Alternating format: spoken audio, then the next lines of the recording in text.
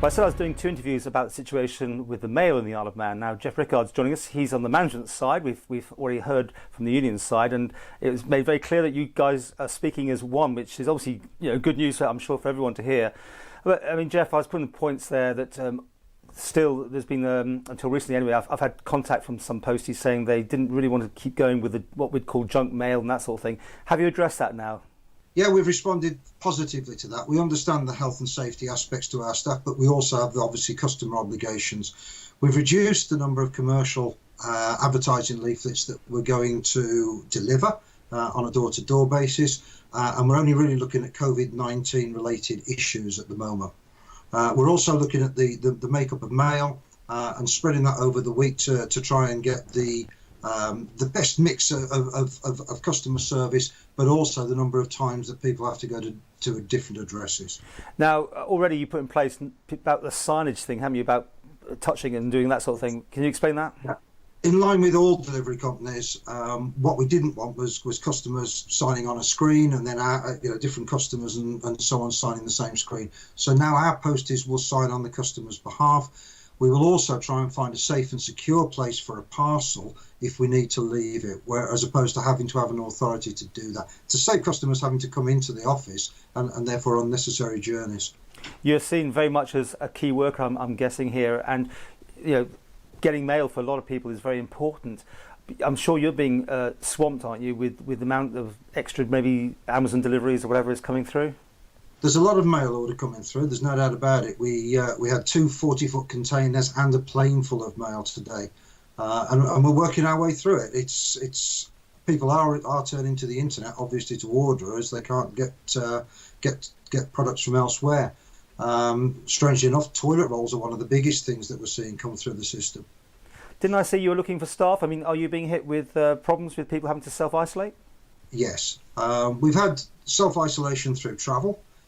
We've had self-isolation through people having a cough or a sore throat. And we've got underlying medical conditions where people might be lost to us for 3 months or more potentially. All of those we've got to try and counter. So we've put a call out. We've asked for people to apply to come and work for us as casuals. We've had around about 40 in the last 2 or 3 days apply. We're also looking at ex-members of staff that have left that could come back. And some of our administration staff are also helping on the front line. It sounds like when we talked to you at Christmas, really, doesn't it?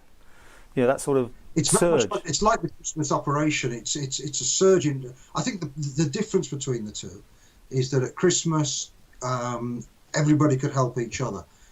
To try and stop cross-contamination, we've had to zone off parts of our work areas, which means that it's not as simple. I can't go into my own office at the moment because I'm a different zone to the office. We're trying to stop people from, if we get contamination in office, we want it to affect as few people as possible, if that makes sense. And what's the sort of feeling there in the post office? Is morale good? I mean, because there's no end in sight. This is not a Christmas, is it, basically? It's not a time for joy. It's a time for self-preservation. It's a time for looking after health and safety of people. But also at the same time, the service aspect to customers.